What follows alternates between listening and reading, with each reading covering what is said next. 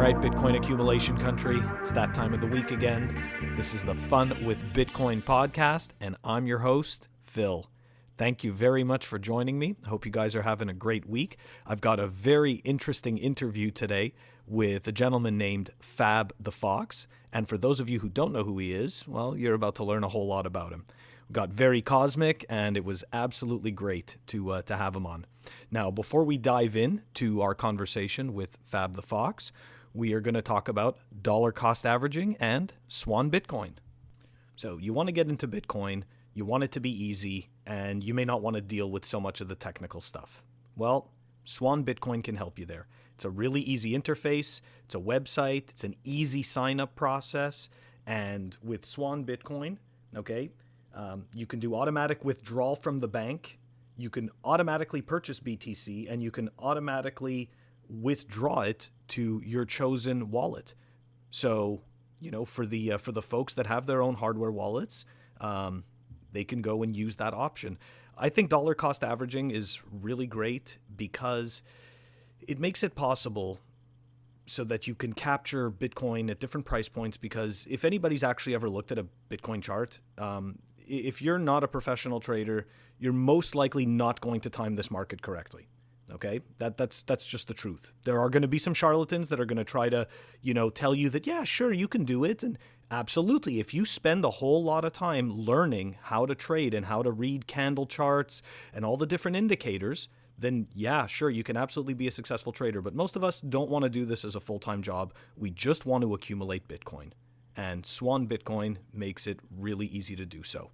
So I'm going to post a link in the show notes. I definitely suggest you check it out, and let me know what you think if you do check it out. The halvening is over, and Bitcoin is starting to build that momentum back up. We're all looking forward to the next 48 months, and what a way to kick off the first interview after the halvening than with Mr. FabThe Fox. Without further ado, here's my chat with the man himself. All right, everybody. Thank you very much for joining me on another Fun with Bitcoin podcast. I have a gentleman with me today that we started talking on Twitter, I don't know how many months ago, and we've been desperately trying to get together to do this podcast. And finally, it's happening today. So who am I talking about? I'm talking about FabThe Fox. FabThe Fox is co-founder of Apricot Media.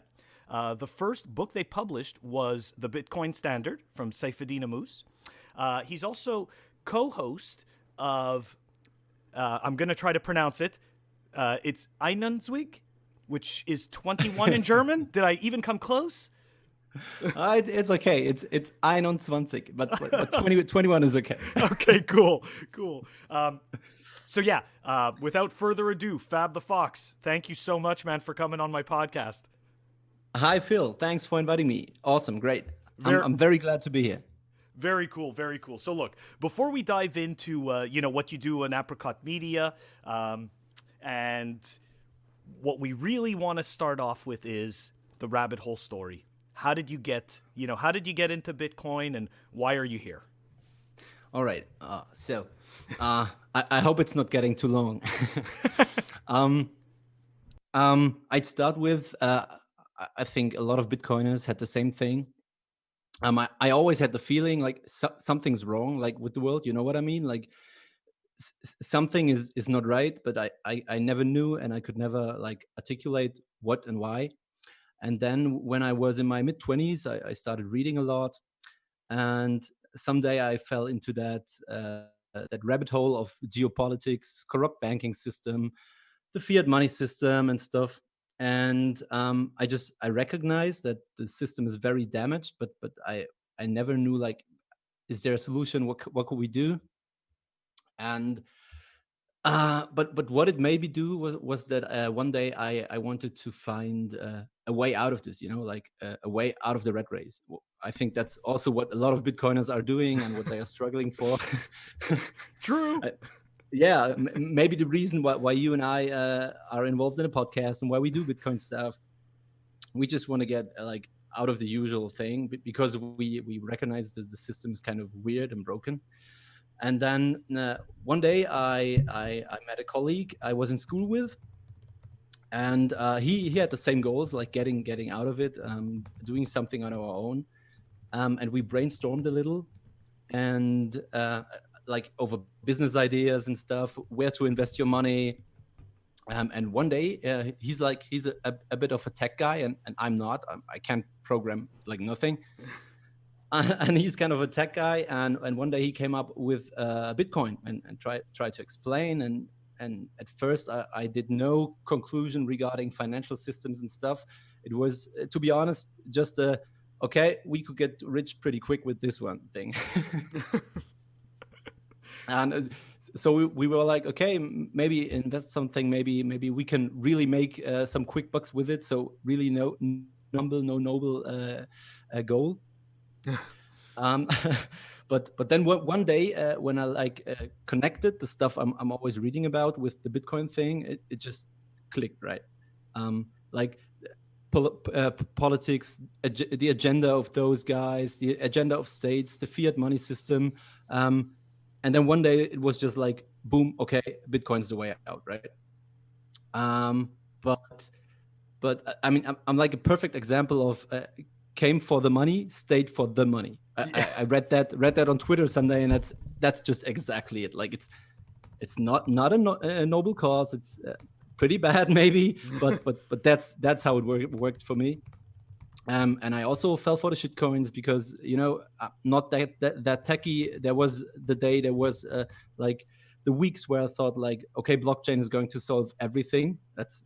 It's the best thing ever invented. We're going to have like 1,000 blockchain coins solving all of our problems. But I had to go through that one. I took my time. I learned my lessons. And that's why I'm here today. That's how I started Apricot Media. That's why I'm on Bitcoin Twitter. That's why I love Bitcoin. That's why I want Bitcoin to grow and why I want Bitcoin to be the thing. Oh man, that is absolutely fantastic. I want to go back though to a point you just made, right? About how so you didn't come from a technical background. If you don't mind me asking, what background do you come from? Is it financial? Is it? Don't have to be specific. Regarding my education, it was mechanical engineering. Nice. So not like the IT engineering background, but mechanical engineering. And I worked in that branch, like in project management and stuff. And to be honest, when I was younger in school, I hated politics. I hated history lessons. So it was so uninteresting for me. But somehow I started reading upon it. And I mean, if you get to the basics of things, I mean, you might have also read The Creature from Jekyll Island. You know that book? I do know it, but sadly I haven't read it yet. And one of my good Bitcoiner friends has mentioned it, and it's just sitting on my wish list. I know it's embarrassing. No, it's not. I'm also just currently reading it, but like there are a lot of books who tell different similar stories, Yes. And somehow it sucked me in, and for me, like not my mechanical engineering background, but for me that geopolitics, history, how did the world become what it is today? Reading upon those things was the basis for me to understand Bitcoin and the importance of Bitcoin. Oh, very cool. I also wanted to ask you, well, I shouldn't say ask you, but I also wanted to comment. I did the same thing, right? You came for the money and then you stayed for the money. So as well, not such noble, not such noble cause to begin with, but as we dig down the rabbit hole, we start to realize that Bitcoin aligns with our better ideals. Exactly. It's, I mean, I feel like it's the thing I've always been searching for, like the thing where I didn't know what was wrong with the world. I know now. And obviously we might have a pretty good solution, and that's just awesome. Oh yeah. So, okay, let's go, let's dive into Apricot Media. So the first book that you published was Saifedean's The Bitcoin Standard. Exactly. In German, yeah. In German. So I guess my question is, how did you How did you stumble into that situation and decide to do that? So at first, me and my colleague, we're the founders. Like the colleague who brought me to Bitcoin, who first told me about Bitcoin, is my co-founder of Apricot Media today. And we stumbled into the rabbit hole together, right? Invested a little bit, read up on those things, sent articles to us, debated Bitcoin. Does it make sense? Does it have a future and stuff? And since the originate reason we sat together and we started meeting regularly was starting a business. One day after we like really got Bitcoin, I was in vacation, I guess, somewhere in Spain, and I was reading Saif's book. And after the book, I was like blown away because I've heard and read some articles about like Austrian economy and stuff. But for me, Saif's book was the first huge introduction into Austrian economics, so that I really understood the principles. I like had you had the super perfect explanation for why Bitcoin is the thing we need. And I was sitting there and I was like, oh my God, like WTF, what is going on here? and I just wanted to like fly back and give the book to everyone I know. And then I started Googling, where's the German version and stuff? Is someone doing the German version? And I found nothing on Amazon, nothing anywhere on Google. And so I just went to my favorite app, like Twitter. Cool. and asked Saifuddin, like directly. I DM'd him like, hey, who's doing the German version? Where can I get it? Or can I help realizing it? And he immediately answered and gave me a contact for the original US publisher. And he said, like, if you're starting a company or so, I'm sure they'll give you the license. And so that's what we did. We made a little fundraising in the German Bitcoin space and acquired one or two sponsors who would help us financing the translation, like professional translation in German. And after we got that, we founded the company. We got the license from the original publisher, which is Wiley. And then things just got going. And now we have sold more than 3,000 units of this absolutely great book. That's amazing. Yeah, it's insane. I never would have thought that it goes so well, that people like it so much. Like we get they compliment us on how good the translation is and stuff, and we really put months and months of hard work in there, which is besides our normie jobs, right? That's right. Like on weekends, in the nights and stuff. But it came out pretty good. It has like, I guess, 52 reviews on Amazon and almost 5 stars, like 4.99 or so. Super cool. Oh my God, that's awesome. And now you just helped me understand why it took us 3 months to get this podcast together. That might be a reason. Yeah, that might be it. So, okay, let me ask you this. What's the next book that you plan on publishing? The next book I can officially talk about will be Jan Pritzkers Inventing Bitcoin. Oh, cool. Yeah, it's pretty cool. I translated this one myself because it wasn't that long, right? And yeah, I'm glad to have this one as our next one, because where the Bitcoin standard is like the big basis, the big book answering a lot of your questions. Jan Pritzker's book is like the perfect introduction. The thing you can buy like 10 times and give it to all of your friends. Yes. And actually, there's another. I also want to give a shout out, of course, to Durgigi for his 21 lessons, because I also think that that's a great introductory book that gives people a piece of everything. Absolutely. Like, so, yeah. Gigi is also part of the podcast I'm in. Oh, really? And yeah, and we on Apricot Media, we in our shop we also have Gigi's book. I mean, he himself is of course selling it via Amazon. But we also bought a couple of copies and also offer it in our shop. Yeah. Oh my gosh, that is fantastic. This is super cool. Yeah, it's cool. I didn't know that he was on the pod with you guys. That's super cool. So is Yes, he? I, Oh, I sorry. think it's yeah, no problem. I think it's the one of the only things in the Bitcoin space he's doing like in his native language. But it's pretty cool. Like there's a cool German speaking Bitcoin space evolving in Germany, Austria, Switzerland. It's pretty nice. Awesome. So is he your co-host? Yeah. Oh We are man. we are, but we are I'm not quite sure. I think we are five guys. And we are always changing. Like whoever has the time on Wednesday evening, we're recording the pod. Oh my Like god. sometimes we're two, sometimes we're four, sometimes we're five. It's pretty cool. Okay, so let's, if you don't mind, I'd like to dive into your pod a bit, No, of course. because of course I'm a podcaster, so it's like it's just kind of fun to pick other people's brains. So let me ask you this: I guess when did you start doing the your Bitcoin podcast? And we're gonna, just so everybody knows, we're gonna put a link to the your podcast in the show notes. Oh, thanks. That's awesome. To be honest, I'd have to take a quick look. Gigi and Marcus Yeah. are the two guys who started it initially, and after a couple of Dennis and me. You might know Dennis. I'm not sure. He's also working on BTC Pay server stuff sometimes.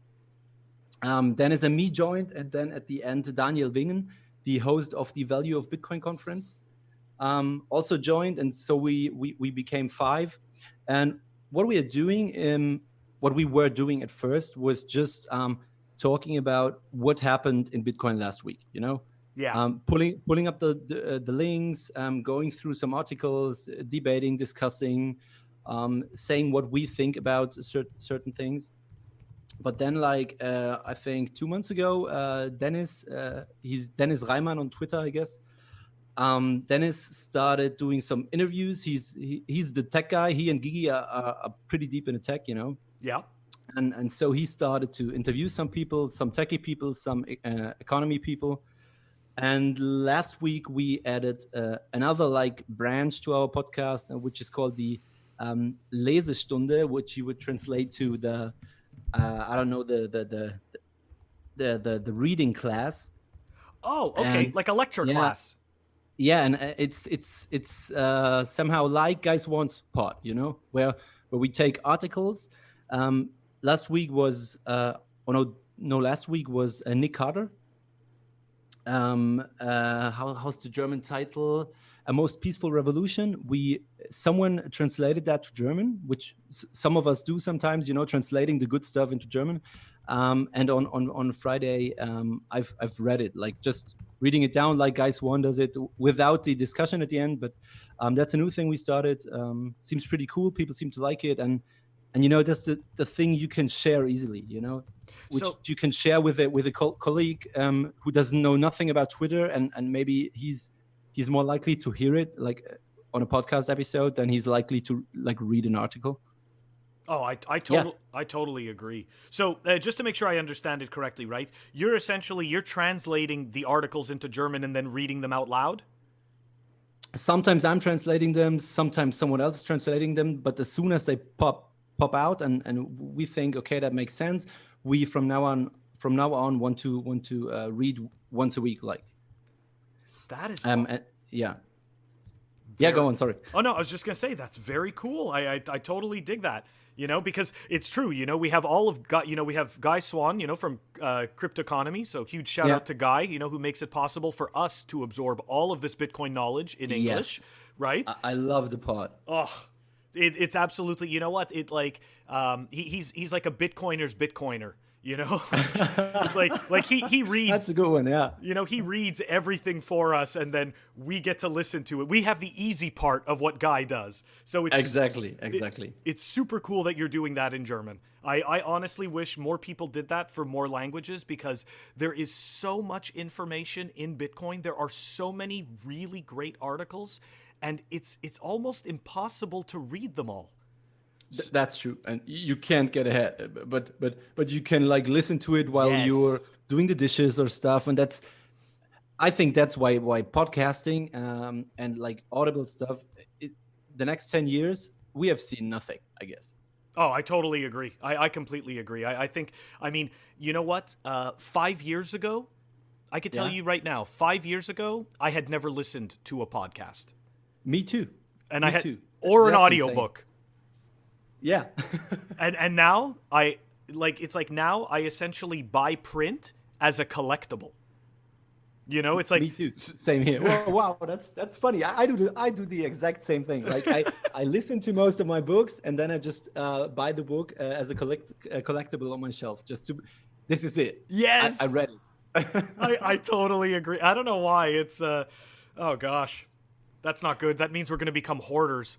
You know, eventually, you know, But you know, you know, in these times with the low time preference, when we're saving up so much money, there is something where you have to be weak, and let this be books for us. exactly, right? Like if you're gonna, you know what, to your point, right?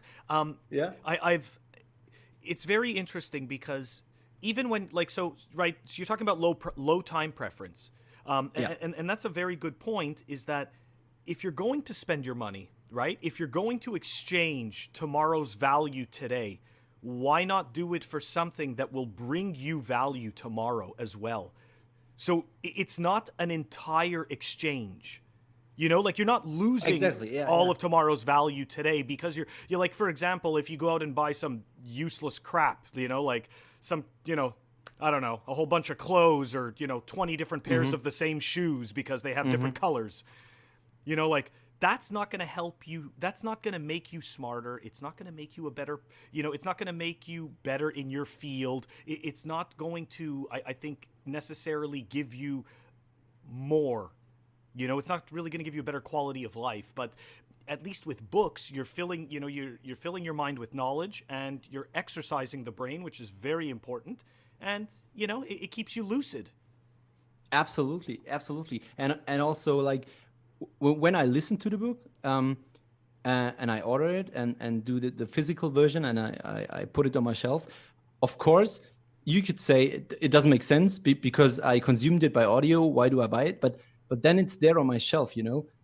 No matter what happens in the world, what happens with censorship and stuff, I Yes. have that book right there. And when I have kids in a couple of years, I can give the book to my kids and can say and can say, this one is super important. Please read it. You know, and it doesn't matter if is there still Amazon and Audible. Is the book still quote unquote allowed or not?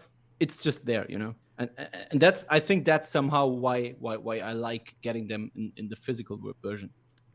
This is kind of, it's kind of crazy. We're very much alike. I just want to go, Nice. I want to go back to your point about the censorship though. That's exactly why I started buying certain books, is because I had this deep fear, probably around the age of probably in my mid 20s, that a lot of information would start to become censored or modified to, you know, to fit specific narratives. And to your point, I always wanted to buy the books because at least that way, those books that I own cannot be censored, and I could have Wow. have Yeah. them for the future. So man, that is, it is absolutely true. I It feel, totally makes sense. Like they do this. You can read about that. They do it with school books and stuff. You know, like history school books and stuff like that. Everything which is not like pure science. Um, there's a lot of things they change over the years. You know, maybe this war is shown a little bit different, and then that conflict is shown a little bit different, and that's super dangerous. So oh I yeah, think somehow it's pretty good that some people, some weirdos like we are, keep the books in a physical version. Because I mean the digital versions, you know, you can just change them over the years. Nobody's going to notice. Change a sentence here, change a sentence there. That's like, I heard of Wikipedia doing this with a lot of stuff over time. oh yeah, absolutely. And you don't even know, Yeah, yeah, yeah. you know. So That's so dangerous. it really is. It is truly dangerous, and it's actually very scary. So Yeah, you know what I mean? Because as we all know the famous saying, right? History is written by the winners. exactly. You I know? mean that counts for a lot of things, you know. That's right. Who won which world wars, what is the story that is shown, what is the narrative and stuff, who was only good, who was only bad, and that it's pretty crazy. That exactly right. Exactly right. Because I always like the saying. There's three sides to the story. There's your side, my side, and the truth. Yeah. Oh, that's nice. You I know? didn't know that. Yeah, I love it. That's a good one. And it is. I mean, it is completely accurate because we are both going to have our biases, and somewhere in between is actually what happened. Absolutely. I mean, I don't remember who said this, but it fits with what you just said. Nobody will ever know the exact truth, like everyone has his point of view and has the things he can know about it. No one will ever know everything. So we have to figure out the truth is somewhere in between, I guess. Oh, absolutely. It's and you know what? It's kind of funny, right? Because then this is where thinking critically comes in. If you're not a critical thinker, you're not going to be able to look at the information objectively from both sides and actually try to come to a medium.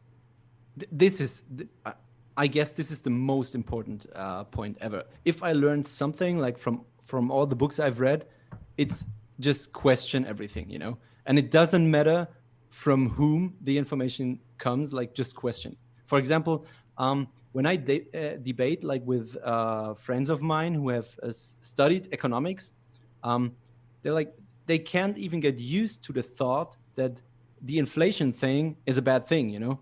They're just like, yeah, but we need a certain amount of inflation because of this and that and here and there, and this textbook says this. But if you go into yourself and you ask yourself and you see the explanations of Austrian economists, then you know that that's bullshit. You know that those are not facts. Like, those are theories built around something elites or states or governments or central banks just want to achieve, and it's just a foundation layer for everything else they want you to believe.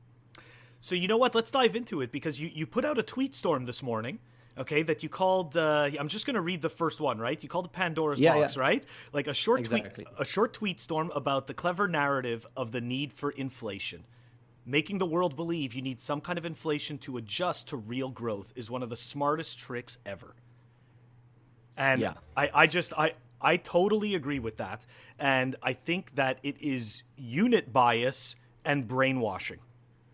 Yeah, I mean, it's if you lay the information or the quote unquote fact that you need somewhat inflation, if you lay that as a educational basis for people, then this is the thing they would never question. If you make it something like gravity, people don't question it, like right? That's right. And that's what they do. They say, like, you need to adjust the money supply so that it comes close or is the same as the growth of the existing products of the economy and stuff. But if you read upon it, if you go into the details, it's not, right? Because I mean, this thing should measure exactly that. So a currency which does have no inflation would be way better in measuring what do the markets do than a currency that tries to grow in the same way, And I really admire the people like laying out that plan, because it's so smart. It just opens this, as I call it, Pandora's box. Because if you say I need some inflation, you can always go with, I need this percentage or that percentage, and this year we need more, this year we need less. And by the way, this is a crisis. This year maybe we need to go a little bit higher than the 2%, and it's so dangerous. But by opening that box, you just enable states, governments, central banks to do whatever they want at the end. I mean, right now we're seeing it. They are doing whatever they want. It is the illusion of a stable monetary policy. Exactly. You know what I mean? Like, I totally agree. I just don't understand. I don't understand why people have this unit bias and why people think that inflation is required. I mean, if you really, really take a look, what happens? The organizations that own the majority of the resources, what happens through the mechanics of inflation? their money supply continues to increase while everyone else's purchasing power continues to decrease. Exactly. I mean, but the narrative is pretty smart, right? Because you just tell them it needs to get on the same level, because otherwise salaries would have to shrink and stuff, and that would lead to outrageous protests, blah blah blah blah blah. But to be honest, if people would get used to that, I mean, you would like sign a contract. I want to work here and there. Then I sign a contract for, I don't know, a year to have that salary. After the year, I can negotiate a different salary. And maybe after 2 or 3 years, the employer comes to me and says like, hey, look, those are the numbers. Our profits are like this and that. Money has become worth more, or you do have like 10% more purchasing power. So we would go down with your salary for like, I don't know, 8%. People would just need to get used to this. This would not be a problem, right? See, and to your point, the whole key is the purchasing power and Exactly. and the value. Because if a person is able to constantly increase or maintain their purchasing power, who the hell cares if the number goes up? Do you know what I mean? Like Exactly. in terms of, I'm Like talking about in terms of the number of dollars. Like, why the hell do I need more of them if the one I have now retains its purchasing power? Exactly. Like, and if the purchasing power goes up, like up and up and up and up, there will come a time, or a point in time where I'd be okay with my employer saying, hey, we have to go down with your salary, because if we keep everyone on the salaries from like 10 years ago, we don't have any profits anymore, because like your salaries rise, the purchasing power rises every year. So we have to go down with the salary. Like, you can still pay your rent, you can still pay everything you had. And I think if people are used to that, that would not be a problem. But the argument from like the Keynesians, the Keynesians, is pretty smart, because that's what people would think if they just think about it like for 20 seconds. Then that's the conclusion they come to. They're like, yeah, you're right. Yeah. If salaries go down, that will be problematic. Yeah, okay. And so the thing is done, right? And that's the base layer for everything built on top, and that's just pure insanity. It is. It is absolutely pure insanity, and it's all done under the guise of, they're never telling you that it should be like this. The Keynesians are just telling you this is how it is. This goes back to many conversations that we have, but, when you go to school, they don't talk to you about Austrian economics. They don't talk to you about inflation in the same way. They explain it to you, especially at a base level, like high school level economics simply tells you this. Exactly. I mean, recently I had a discussion with some colleagues, and we were talking about inflation, and then he was saying like, but you need the 2% inflation, and I was like, what inflation? And he was like, what do you mean? I was like, inflation of money supply or inflation of the consumer price index? And he was like, of course, CPI, consumer price index, that's the most important thing, and blah blah blah blah. And I was like, what? Look, they are fooling you with that thing. Like, every year, everything that's in the consumer price index basket gets worth in quality, just to remain a price that is just adjusted to 2%, And but the real thing is, like, there was a super cool bread made from someone by his hands. It went to some white bread, sandwich bread from the supermarket, And but still they say there's a bread in the CPI, and that's still the same thing, but it's not. That's right. That's a very good point, right? That's something else that we don't really know, and only somebody who was here several, like somebody from the 1950s or something, that like my parents, that can actually tell you this. But I'm pretty sure that they were getting bigger cuts of steak back then for the same money. I think that they were getting better quality too. Yeah, exactly. The quality is the thing, right? It is. Because I think that, for example, as you said, the meat quality that is calculated into the CPI today by far is not the same as it was like 40 years ago. And that's how they build up on it, right? They just make things more complicated, way harder to understand. And so they're just like, that's the CPI. CPI just went up 2% a year, exactly as it should. Everything's okay. Peace. And, but you know, but something inside you says, the feeling that's not true.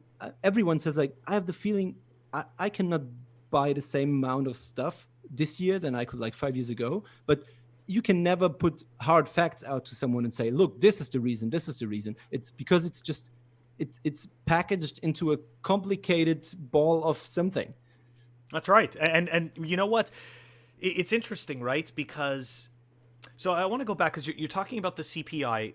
I've always had this thought: why do we measure our output as a society in terms of consumerism?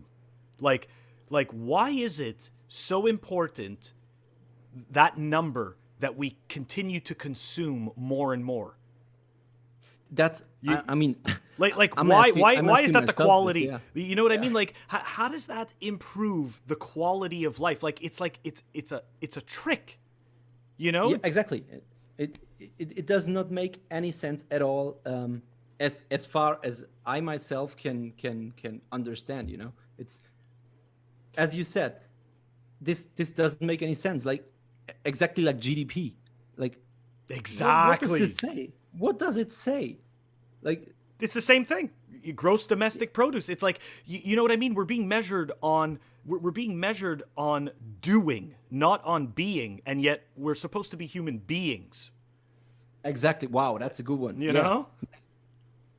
It's like, and it's true. You can measure CPI, you can measure GDP, but why should you take this as a standard to say, okay, this nation is doing good and this nation is not?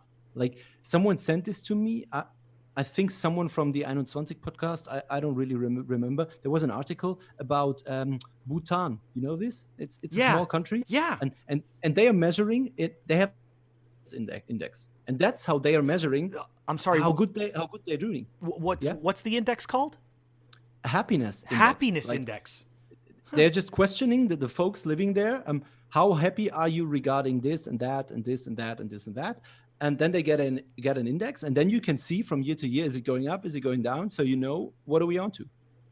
So right there, it's completely different, right? Their narrative is about how they're living, not how much they're buying or how much they're producing for somebody else to buy. Exactly, it's more about how do they feel, you know? How do they appreciate what they have? And this makes, I know it's not hard facts, you know, it's not something I can like calculate down to whatever, but it says so much more regarding how do people feel, you know? How is the country evolving? Like, is GDP going up 10% every year for 10 years, but happiness index is going down? What for? Well, I was going to say, I mean, if you look at the quote unquote, westernized, westernized cultures, the happiness index has gone fucking down. I think so. It's like people aren't any happier. They have a whole, and it's interesting, right? Because everything around you sells you this dream, right? Like they sell you the dream of the house with the cars and the kids that go to camp, and you're going on vacation, and all I see as I watch all this, okay, I see a mouse in a wheel, okay, exactly, and the wheels getting bigger and bigger. But the mouse stays the same size, and it's got to push harder and harder. Exactly. The wheel is getting bigger and bigger, but you need it to turn with the same speed, right? Yeah, that's right. That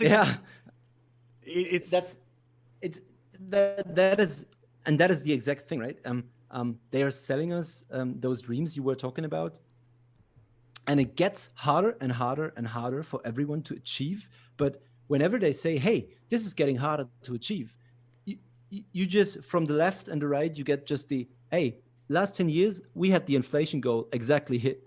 what are you talking about? And then you're like, okay, this must be just me. Exactly. To your point, it's interesting, right? It's this manipulative trick to make you think, you know what? You're having too many Starbucks. You need to, you know what? For example, you need another job, just as an example, or you need another job to make ends meet. So it becomes a personal problem. It's a personal thing that you're not doing enough. Absolutely. And by opening the box we've been talking about, like, people would never find out how a deflationary environment would change their behavior regarding this, and it would make their life goals more achievable. Maybe depending on how everything works out, they could just, with 50, they could say like, okay, I'm done working, got my house, got my this, got my that, and I'm confident. That's it for me, But this way, you're always struggling, always in the rat race. You can never get out. And you know what else, right? The good part about this is, while you're sitting there struggling to just make ends meet, and again, this is the average person. We're not just talking. We're not, obviously not talking about everybody, but the average person is sitting there struggling. But guess what? While they're struggling, they can't actually pay attention to making their lives better. They can't, and it works out fantastic for the people in power. Because the people in power get to, they get to continue being fucking clowns and, doing their little circus, right? Exactly. Huge point. The thing I did, and the thing you I think did, reading up on that stuff, getting into it, understanding it, like the meme, ain't nobody got time for that, right? That's right. People coming home from their job, they ain't got no time for that stuff. Like they are full of joy if they can sit in front of Netflix, watch 2 hours, go to sleep, get the next day over, and it just keeps people from exploring themselves and exploring how the world works. And that's the trick, So that's very interesting that you bring up the exploring themselves, okay? I forget, I'm probably going to misquote this, okay? But if you know anything about like Freemasons or anything like that, anyways, I'm sorry? Heard of it, yeah. Yeah, exactly. So, but anyways, they have, there's an interesting saying, right? They have this idea of a temple, and above the temple is written, know thyself, okay? Mm-hmm. Because when you go out into the world, you have to know yourself first before you can actually go and contribute. And a lot of people, to your point, we're so stuck in that wheel, we don't have any time to get to know ourselves. And also, you'll notice in school, most schools anyways, they don't teach you to know yourself. They don't teach you mindfulness exercises. Most schools are not going to teach you, breathing exercises or, reflection or meditation. Nothing like that. What they're going to teach you to do is be a cog, a wheel in the machine. Here you go. Exactly. This is your place. Exactly. I mean that's a pretty important point. That's what we're like. People always say like, you want to tell me someone makes up that we should all become this and that way? And then I have to say, I don't know. Look, I don't know if this is someone's agenda or not or whatever. But if you open your eyes, you can see that it is the way it is. Like that's exactly how you said it. If you're going to school, you're not good if you're good at something you like, you love, and you can do good. You're good if you're above average in what everyone has to do. You could be the next Bach or Mozart or Beethoven or whoever. Nobody would notice. Like in school itself, if you wouldn't do it for a hobby, like music, nobody would notice. You would be in school, you would suck at math, you would suck at chemistry, suck at whatever. Maybe you would not make it, and you would be like the biggest genius of music the world has ever seen. Nobody would notice. That's right. And don't get me wrong, but by stifling creativity in this way, by making it go through this gauntlet, okay, you ensure that the person that comes out on the other side is very controllable. Absolutely, because I mean, you got him where you want him to be, right? That's right. Oh shit, I need a job. I need to do this and that. I hardly can save up some money, so I will never get to the point that I can like say, okay, for the next year, I'm just going to do nothing. I'm going to explore myself. I'm going to start a business, blah, blah. People just, they don't get to the point. If you come into the red race with your first job and stuff, the dream they sell you with the house and the cars and the blah, blah, blah, blah, you're aspiring that dream, and that keeps you away from ever getting to know yourself and getting something aside and saving up and building wealth. It just makes you, okay, I'm now 35, everyone has kids, everyone has a house, I need to get this, I need to go there, blah blah blah blah. And that's insane. It's just insane. It absolutely is. It completely is. And I think that the problem is that we have no evidence of a world that wasn't built like this.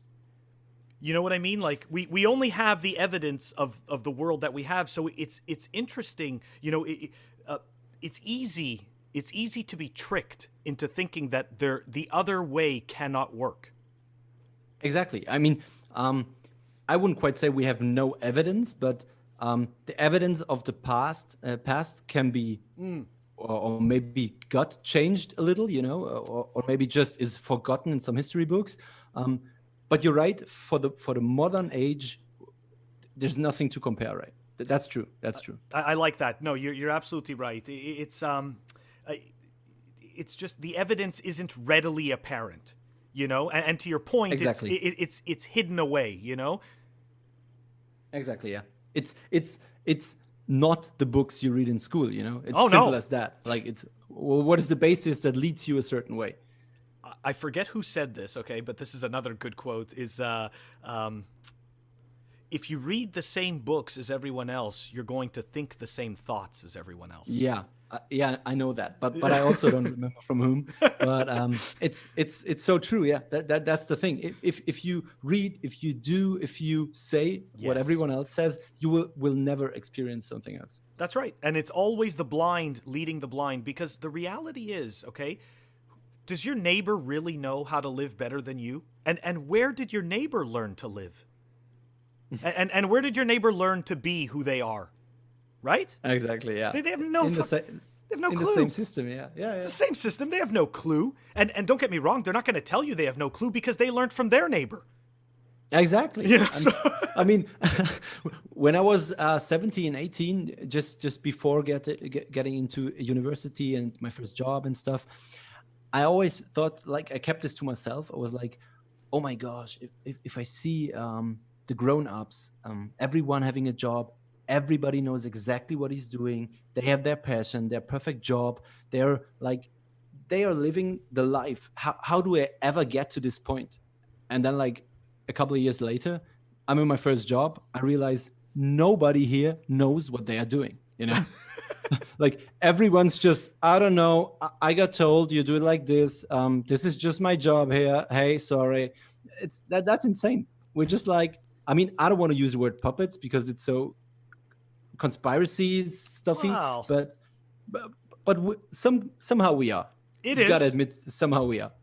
All right, well, how about this? We're not puppets, we're Muppets. we're meat puppets. Yeah, okay. Fair enough, yeah.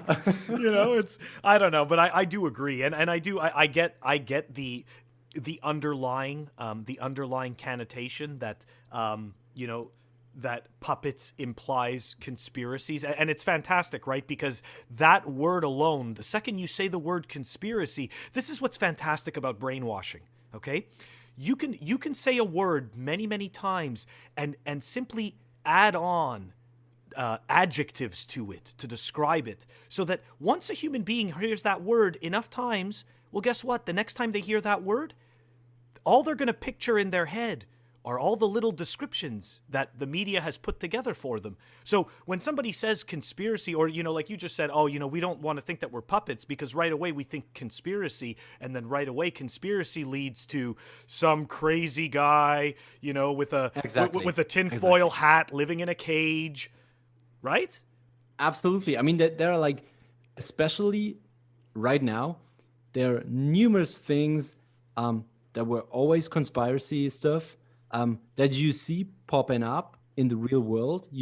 Suddenly you see some of the media exposing it, and you see, oh shit! At the end of the day, it wasn't a conspiracy. So what else might not be, right? I mean, of course, there's super crazy stuff out there, no doubt about that. But that's why I said you your credo should be question everything, and that means not seeing something and after 5 seconds say, okay, that's bullshit. Like, give it a try, read upon it. If you then say that's bullshit, that's okay. But don't think something is stupid or is made up just because everyone else says. Oh yeah, no, I like that, by the way. The credo: question everything. Yeah, I mean that's that should be something everyone should learn in school, right? Yeah, I totally agree. I definitely agree. And you know what? Some of us, it's interesting, right? How some of us naturally have that tendency to just not believe what you're told right away, and yet some other people just want to feel safe and comfortable, and just okay, I'll believe that because it's okay. I don't want to question it because I'm afraid what I'm gonna find. Exactly. I think that's just the most of the people. Of course, there are some people, they like to question stuff. Maybe we are this kind of humans, maybe, okay. But the people that are like super anti, that immediately say, oh come on, stop it. Like those guys, that's just because in the belief system they have, like with their job and everything they believe and everything around it, they build up something that would be shattered if something's true. Like if you tell someone our money system is broken, but everything he learned, and maybe he's a banker, his job, his everything is built up on that. Of course, everything in his subconscious screams, no way, that's impossible. That's right. Yeah, absolutely. And you know what? You're making me. Oh, I'm sorry. Go on. No, go ahead. Oh, because I was gonna say. So I've spoken to some financial advisors, right? Like people who have like turned to Bitcoin. Okay. Like and I always find the people that come from the financial sectors to be very fascinating because they truly had to undo so much more brainwashing, I think, than others, because they then went on to become professionals in that space, in the financial space. And if you're a professional in that space, it means that you have to abide by those rules, and you have to sell that narrative. Absolutely. And I mean, guys that can make this change, kudos, right? Oh Because yeah. that is so difficult. I mean, they told other people, like, no, it's like this, it's like that, it's like this. And then they have to take a step back and say, okay, everything I did for the last 10 years is complete bullshit. And that's pretty tough. Oh yeah, I definitely agree. Man, this has been super cool, Fab. Yeah, man, I enjoyed it. I'm super happy. Thank you so much. So look, do you have any? I guess what books are on the horizon? I know you just explained that Jan Pritzker's book was coming, the definitive ones, but which ones would you like to publish if you could? Good question. I As mean, well. there's a couple of stuff we haven't like fixed the contracts and stuff right now, but what we would like to do in the future would be Knut's second book would be Bitcoin Clarity, if you know it. Yeah, I just saw a tweet. Yeah, I think I just saw a tweet about it. awesome book. I guarantee you, read it. Awesome book. Cool. And our plans for the future would also be to go. I mean, Bitcoin is our thing, right? But we might expand to Austrian economics, personal freedom. For example, The Sovereign Individual. Do you know this book? Absolutely, I love this book. I actually read it a couple of months ago, right before the whole COVID thing. Awesome, because as far as I know, maybe I'm wrong. I didn't do that much research, but as far as I know, it also doesn't exist in Germany yet. Nope. And that would be a cool thing to publish. Everyone should read The Sovereign Individual. I've heard so much about it. Didn't read it yet myself, but I've heard and read so much about it. It must be super awesome. Prepare to be mind blown. Wow. Okay. It is. It's really that good. It truly is. And it's like, it's one of those books that's like, as you're reading it, you're having one mind blowing moment after another. Okay. Yeah. Okay. It's one of those. Sounds pretty good. Right. I really enjoyed it. And it's not a dry read either. You know how some books, it's like the information is so great, but it's like, it's difficult to get through. Yeah. Yeah. You got to work yourself through every page. Yes. Yeah, I know. The Sovereign Individual is not one of those books. It's like you really want to hear the next thing that he's talking about.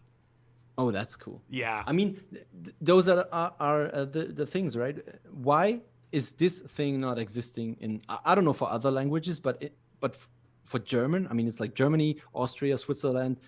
That's not few people, you know. That's not like. How can this be? Yeah. That there's no German version right now. I don't get it. And that's just what we see as our goal. I hope one day in the future I can just make this my full-time job. I mean, we would be 10 times more productive, I guess. But that's the thing we want to get to, right?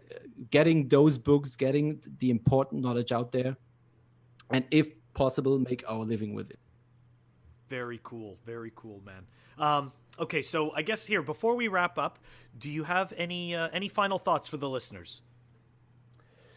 I would say my final thought is just the Credo.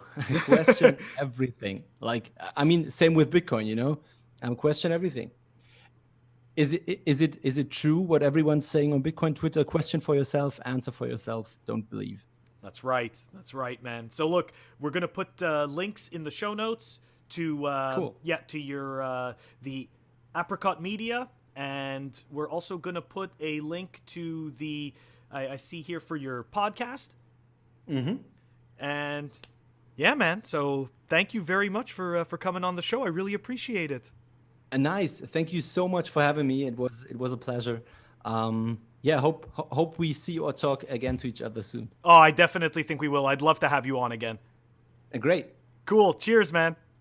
Bye. Have a good time. You too. I hope everyone enjoyed my chat with FabThe Fox. It was absolutely amazing. And, if we lived closer, we'd probably hang out in real life, because he's totally on my level and I'm on his. And anyways, it was very cool. So links to his stuff is going to be in the show notes. His Twitter contact as well. If you want to reach me, you can find me on Twitter or Telegram. I'm at CoinIcarus. If you want to shoot me an email, I am coinicarus@funwithbitcoin.com. Catch you all next time. Thank you for listening.